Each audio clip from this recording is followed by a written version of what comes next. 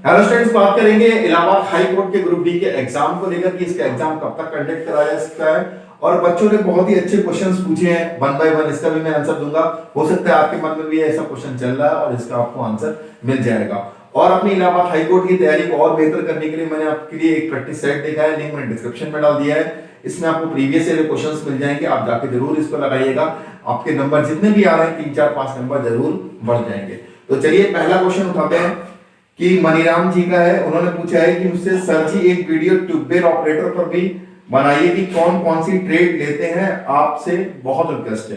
तो मैं मनीराम जी को बताना चाहूंगा कि आपके पास आईटीआई का 1 ईयर का सर्टिफिकेट आपके पास होना चाहिए। अगर आपके पास 2 साल का भी आपके पास सर्टिफिकेट है तो भी आप एलिजिबल हो। कम से कम 1 साल का होना चाहिए और मैक्सिमम आपका आईटीआई 2 साल का ही होता है। तो आपका जितने भी है इसमें फिटर है, इलेक्ट्रीशियन है और जो आता है टर्नर है, ये सब आपका एलिजिबिलिटी रहेगी। फिलहाल कम से कम 1 साल का आपके पास होना चाहिए। कटिंग ट्रेनिंग है तो भी चल जाएगा, क्योंकि आईटीआई वाला जो है वो थोड़ा सा बेहतर माना जाता है, थोड़ा स्किल्स अच्छी होती है उसमें। तो कम से कम 1 साल और मैक्सिमम 2 साल का। तो दूसरा क्वेश्चन लेते हैं कि एक मित्रों जी ने पूछा है कि लग रहा मोदी जी के फैन है। मित्रों ने पूछा है कि कट ऑफ पेपर पर निर्भर करती है, अभी कट ऑफ खेलने का कोई मतलब नहीं है। ठीक है, इन्होंने थोड़ा सा गुस्सा हो गए। इन्होंने कहा है कि कट ऑफ मत खेलो। देखिए भाई, मैं आपको कोशिश ये कर रहा हूं कि कितनी कट ऑफ जा सकती है उस हिसाब से आप तैयारी करके रखिए। अगर जैसे प्रीवियस ईयर में मान लीजिए पेपर का पैटर्न यही रहता है और इतनी कट ऑफ गई थी तो लगभग उतनी तैयारी कर लीजिए। जैसे मान लीजिए 90 कट ऑफ गई थी तो आप इस बार स्कोर करो कि 92-93 नंबर आपके आते रहे। तो बस ये मेरा कहने का मतलब है, जिससे आपकी तैयारी बूस्ट हो जाए और आपको एक टारगेट मिल जाए कि मुझे इतने नंबर लाने। जैसे आप ऑनलाइन एसटी मार रहे होगे या ऑफलाइन मार रहे हो तो आपको कहां तक लक्ष्य तक पहुंचना है, बस मेरा ये मकसद है। बाकी कट ऑफ तो वास्तव में पेपर के बाद ही डिसाइड होगी। कितने लोग अपेयर हुए एग्जाम में, पेपर का लेवल कैसा था और कहां बच्चों ने गलतियां करी हैं, ये सब पे डिपेंड होगा। लेकिन फिर भी एक अनुमान होता है कि आप इतने नंबर लाते हैं तो ज्यादातर सेफ जोन में चले जाएंगे। नेक्स्ट हम लोग क्वेश्चन लेते हैं कि ब्यूजल जी ने पूछा है, सर अगर बाकी बच्चों के अकॉर्डिंग आईटीआई वाले बच्चों के मार्क्स कम रहे तब क्या उसे वो पोस्ट मिल जाएगी ट्यूबवेल ऑपरेटर की? तो बिल्कुल मिल जाएगी। देखिए जो जितने भी आईटीआई के बच्चे हैं उन्होंने अपनी पहली पसंद ट्यूबवेल ऑपरेटर रखी है, तो अगर उनके मार्क्स कम भी होंगे तो भी उनको पहली पसंद दे दी जाएगी और घर के आसपास ज्यादा चांस रहेगा। क्योंकि आईटीआई वाले जो है वो मुट्ठी बंद लोग हैं, ज्यादा नहीं है। आप मान के चलो कि 1600 में से मुश्किल से अगर आप गिनोगे तो 200, 250 या 300 बच्चे ऐसे होंगे जो केवल आईटीआई वाले होंगे, बाकी नहीं होंगे। तो लगभग इतनी पोस्ट जरूर ट्यूबवेल ऑपरेटर की होनी चाहिए। अभी कंफर्म नहीं कितनी है, लेकिन इतनी होनी चाहिए। अगर आप आईटीआई और ठीक ठाक नंबर आपके आ गए और 1699 पोस्ट के अंदर अगर आप आ गए तो आपको ट्यूबवेल ऑपरेटर मिल भी जाएगा और घर के आसपास भी मिल जाएगा। नेक्स्ट है पारुल जी पूछ रही हैं कि डेली वीडियो बनाते हैं बट एक्चुअली कब होगा एग्जाम ये नहीं बताते हैं। तो पारुल जी थोड़ी सी नाराज दिख रही है। लेकिन पारुल जी मैं आपसे यही कहना चाहूंगा कि एनटीए जो है, एनटीएस का एग्जाम करा रहा है, उससे डायरेक्ट कांटेक्ट का कोई नंबर आपको नहीं दे रखा है।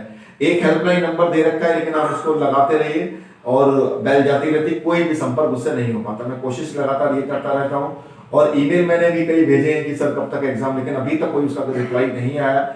और मैं ये जानकारी इकट्ठी कहां से करता हूं, तो मेरे कई स्टूडेंट जो हैं वो इलाहाबाद हाई कोर्ट में लगे हुए हैं, कोई डिस्ट्रिक्ट कोर्ट में लगा हुआ है, तो वहां पे जो चर्चाएं चलती रहती हैं कि वहां से जो इन्फॉर्मेशन मुझे कलेक्ट होती है वो मुझे बता देते हैं और वही मैं आपको डिलीवर कर देता हूं। उम्मीद यही है कि आपका जो पेपर है वो जल्द से जल्द ही होगा और मैं इसलिए आपको ये वीडियोस बनाता रहता हूं कि जिससे आप अपने टारगेट को भूले ना, मोटिवेट रहें कि हाँ भाई इस तारीख का एग्जाम है आपका।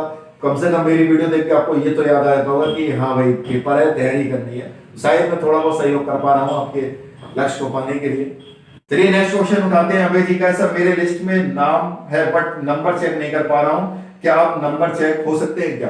तो बिल्कुल हो सकते हैं। आपको क्या करना है कि जो आपने इलाहाबाद हाई कोर्ट का पेपर दिया था वो आपको पेपर तो साथ में मिला ही होगा, और आप क्या करो, आंसर शीट यूट्यूब पे पड़ी हुई है और गूगल पे पड़ी है, वहां से डाउनलोड करके आप अपने नंबर चेक कर लीजिए। लेकिन ऑफिशियली नंबर आप अभी चेक नहीं कर सकते क्योंकि एनटीए ने अभी नंबर शो नहीं करे हैं। वो आपके कब शो होंगे? तो मेंस के बाद जब आप क्वालिफाई कर जाएंगे तब आपको पता चलेगा कि मेरे प्री और मेंस मिला के इतने नंबर है। आपको लगभग एक आइडिया हो जाएगा कि 1-2 नंबर मेरे आगे या पीछे होंगे, बस इतना आइडिया आपको लग जाएगा। नेक्स्ट बताते हैं कि पवन जी पूछ रहे हैं कि एसटी में 62 पर मेरा हुआ है और कितना लाना होगा। देखिए इससे ये कंफर्म हो रहा है कि एसटी का कट ऑफ जो है वो 62 के आसपास गया, हो सकता है इससे कम भी गया हो, लेकिन अभी मेरे पास पवन जी का ही कमेंट मिला है कि 62। तो पवन जी, अगर आपको आसपास ही अपने घर के आसपास नौकरी चाहिए तो आपको कम से कम 78 से लेकर और 80 के बीच में टारगेट करना होगा, जिससे आप बिल्कुल श्योर भी हो जाएं और घर के आसपास भी आपको फाइनल जॉब लग जाए।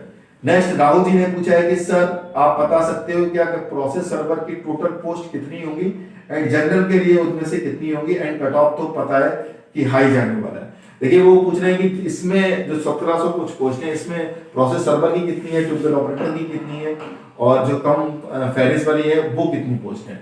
देखिए मैं लगातार बच्चों से बात कर रहा हूँ, जैसे ही मुझे कंफर्म हो पाएगा, एक अच्छा डेटा मिल पाएगा, क्योंकि ऐसा हुआ था पिछली बार 2019 में जब ज्वाइनिंग हुई थी तो किसी में कम पोस्ट, मतलब किसी में ग्रुप डी वाले कम गए, किसी में ज्यादा चले गए, तो अभी ये पूरी तरीके से कंफर्म नहीं हो पा रहा है कि कितनी पोस्ट है। लेकिन मैं लगातार कई बच्चों से डेटा मंगा रहा हूँ, जैसे ही मुझे क्लियर होगा मैं जरूर बताऊंगा। बहुत अच्छा क्वेश्चन है राहुल जी, सब्सक्राइब करके रखिएगा, मैं आपका जरूर इसका आंसर करूंगा, क्योंकि ये क्वेश्चन काफी बच्चों के इंपॉर्टेंट क्वेश्चन थे। मैंने कोशिश करी कि इनका आंसर बेहतर तरीके से दे पाऊं। और एग्जाम की अगर बात करें कि एग्जाम कब तक होगा, तो उम्मीद आप यही है कि 15 मार्च से लेकर और 20 मार्च तक आपका एग्जाम कंडक्ट कराया जा सकता है। ग्रुप सी और ग्रुप डी का भी लगभग 20 मार्च से लेकर 25 मार्च के बीच में आपका एग्जाम, मतलब मार्च लास्ट तक आपका एग्जाम कंडक्ट हो जाएगा। और 10 मार्च तक के आसपास जरूर आपको एक नोटिस देखने को मिल जाएगा जो ग्रुप सी और स्टेनो के लिए होगा। उसके बाद जो है आपको एक नोटिस देखने को मिलेगा ग्रुप डी के लिए। मिलता हूँ नेक्स्ट वीडियो में, और कोई आपका क्वेश्चन हो तो जरूर कमेंट कीजिएगा।